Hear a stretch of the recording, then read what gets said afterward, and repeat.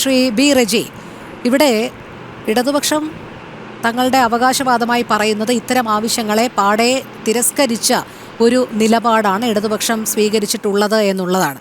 അങ്ങനെയാണെങ്കിൽ ഇവിടെ UDFിൻ്റെ നിലപാട് ചോദ്യം ചെയ്യപ്പെടുകയില്ല. കാരണം ഈ വിഷയത്തിൽ കൃത്യമായ ഒരു മറുപടി നൽകാൻ UDFിന് ഇതുവരെ കഴിഞ്ഞിട്ടില്ല.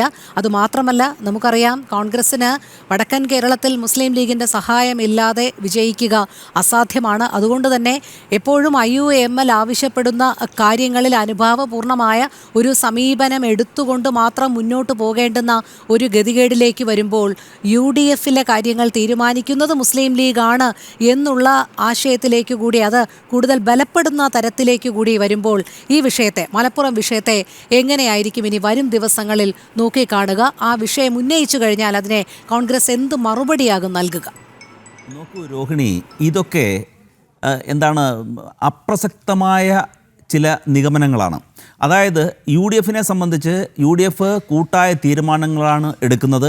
എല്ലാ മതവിഭാഗങ്ങളുമായും സാമുദായിക ഘടകങ്ങളുമായും ആലോചിച്ച് മാത്രമേ ഏത് തീരുമാനങ്ങളും കൈക്കൊള്ളാറുള്ളൂ. അതൊരു ജനാധിപത്യത്തിൽ വിശ്വസിക്കുന്ന, അങ്ങേയറ്റം മതേതരത്വത്തിൽ വിശ്വസിക്കുന്ന ഒരു പൊളിറ്റിക്കൽ പാർട്ടിയെ സംബന്ധിച്ച് അതാണ് അഭികാമ്യം. അത്തരത്തിലുള്ള നടപടികളാണ് സ്വീകരിക്കുന്നത്. പക്ഷേ എതിരാളികൾ പ്രചരിപ്പിക്കുന്ന പോലെ ഈ മുസ്ലിം ലീഗിന് എന്തോ വലിയ പ്രാധാന്യം ലഭിക്കുന്നു എന്നുള്ളത് ബോധപൂർവമായ ഒരു നറേറ്റീവാണ്. ഈ കഴിഞ്ഞ ദിവസം മുൻ മന്ത്രിയും CPMൻ്റെ സെക്രട്ടേറിയറ്റ് മെമ്പറുമായിരുന്ന ഈ AK ബാലൻ്റെ വായിൽ നിന്ന് ഉതിർന്നു വീണ ആ വർഗീയ പരാമർശങ്ങൾ അവരുടെ ഒരു തെരഞ്ഞെടുപ്പിനെ നേരിടുവാൻ വേണ്ടി ഉപയോഗപ്പെടുത്താവുന്ന ചില വർഗീയ ചിന്തകളുടെ പരിണതഫലമായിരുന്നു എന്ന് നമ്മൾ മനസ്സിലാക്കണം.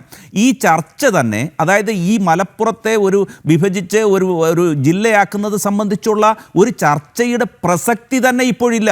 അതായത് 2027 തുടങ്ങുന്ന സെൻസസ്, അതിൻ്റെ റിപ്പോർട്ട് 2029-30 ആകുമ്പോഴാണ് പൂർണ്ണമായിട്ടും അതിൻ്റെ കണക്കുകൾ ലഭ്യമാകുക. അതിനുശേഷം മാത്രമായിരിക്കും അത്തരത്തിലൊരു ചർച്ചയിലേക്ക് കടക്കണമോ എന്നുള്ളത് ആലോചിക്കേണ്ടത്. ഇപ്പോൾ ഇതൊക്കെ ഒരു പുകമറ സൃഷ്ടിക്കുവാൻ വേണ്ടിയാണ്. നോക്കൂ, കേരളം നോക്കൂ, നമ്മൾ കാലത്തിൻ്റെ ആവശ്യമനുസരിച്ച് ഇന്ത്യ മഹാരാജ്യത്തോ സംസ്ഥാനത്തോ ഒക്കെ ചിലപ്പം വലിയ വികസനങ്ങൾ വേണ്ടി വരും. അതിലൊന്നും തർക്കമില്ല. കാരണം 1956 കേരളം രൂപപ്പെടുമ്പോൾ 8 ജില്ലകളാണ് ഈ കേരളത്തിലുണ്ടായിരുന്നത്. അപ്പോൾ അവിടെ ജനസംഖ്യ വർദ്ധിക്കുന്നതിനനുസരിച്ചും അല്ലെങ്കിൽ സാമൂഹ്യ ഘടകങ്ങളുടെ മാറ്റങ്ങൾക്കനുസരിച്ചും അഡ്മിനിസ്ട്രേറ്റീവ് കൺവീനിയൻസിനും അതിനേക്കാൾ ഉപരി ജനങ്ങളുടെ എല്ലാ വിഭാഗങ്ങളും യോജിച്ച് ഒരാവശ്യം ഉന്നയിക്കുമ്പോൾ അന്ന് ഭരണത്തിൽ ആരിരുന്നാലും ശരി അവർക്ക് അത്തരത്തിൽ ജനഹിതം മാനിക്കേണ്ടതായി വരും. അപ്പോൾ അതിന് കൃത്യമായ ഡാറ്റ അവൈലബിൾ ആണ്. നമ്മളിപ്പോൾ ഇത് ചർച്ച ചെയ്തിട്ട് എന്താണ് പ്രയോജനം? നമുക്ക് വരാനിരിക്കുന്ന സെൻസസിൻ്റെ കണക്കുകൾ ലഭ്യമായാൽ മാത്രമേ കേരളത്തിൽ ജില്ലാ വിഭജനത്തെ സംബന്ധിച്ചോ പുതിയ ജില്ലാ രൂപീകരണത്തെ സംബന്ധിച്ചോ ഏതെങ്കിലും തരത്തിൽ കോൺക്രീറ്റ് ആയിട്ടുള്ള ഒരു ചർച്ചയ്ക്ക് സാധ്യതയുള്ളൂ.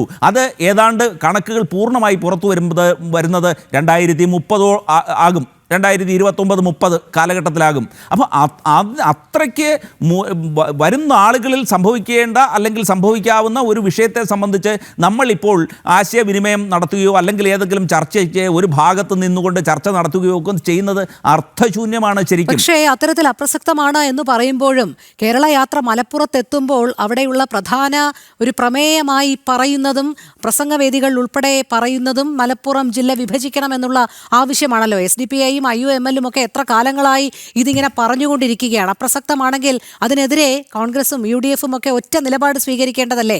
അല്ലാതെ മറുത്തൊരക്ഷരം പറയാൻ, മുസ്ലിം ലീഗിനെ നോക്കി മറുത്തൊരക്ഷരം പറയാൻ ഇതുവരെ കോൺഗ്രസിന് സാധിച്ചിട്ടില്ലല്ലോ. നോക്കൂ, ഈ മലപ്പുറം ജില്ലാ രൂപീകരണം സംബന്ധിച്ച് ജനങ്ങൾ ഉന്നയിച്ച ആവശ്യങ്ങൾ സാധ്യമാകുന്നതിന് 25 വർഷത്തിലധികം കാലഘട്ടം, ഏതാണ്ട് 3 പതിറ്റാണ്ടോളം കാലഘട്ടത്തിൽ അത് ഒരു ആശയമായി അന്തരീക്ഷത്തിൽ നിലനിന്നിരുന്നു. അതിനുശേഷമാണ് അത് പ്രാവർത്തികമായത്. ആ ഘട്ടത്തിൽ അതിൻ്റെ ആവശ്യകത എല്ലാവർക്കും ബോധ്യമാവുകയും അതിൽ സാമൂഹ്യ ഘടകങ്ങൾ ചേരുകയും അഡ്മിനിസ്ട്രേഷനും അന്നത്തെ ഭരണാധികാരികളും ജനപ്രതിനിധികളും ആ ജനങ്ങൾ ഒന്നാകെ അതിൽ യോജിക്കുകയും ചെയ്തതിൻ്റെ പരിണത ഫലമായിട്ടാണ് ആ ജില്ല രൂപീകരിക്കപ്പെട്ടത്.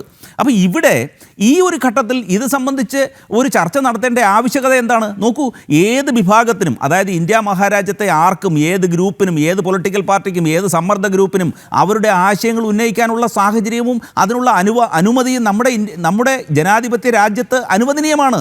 അതിൻ്റെ അടിസ്ഥാനത്തിൽ പ്രാദേശികമായ ആവശ്യങ്ങൾ അവർ ഉന്നയിക്കുന്നു.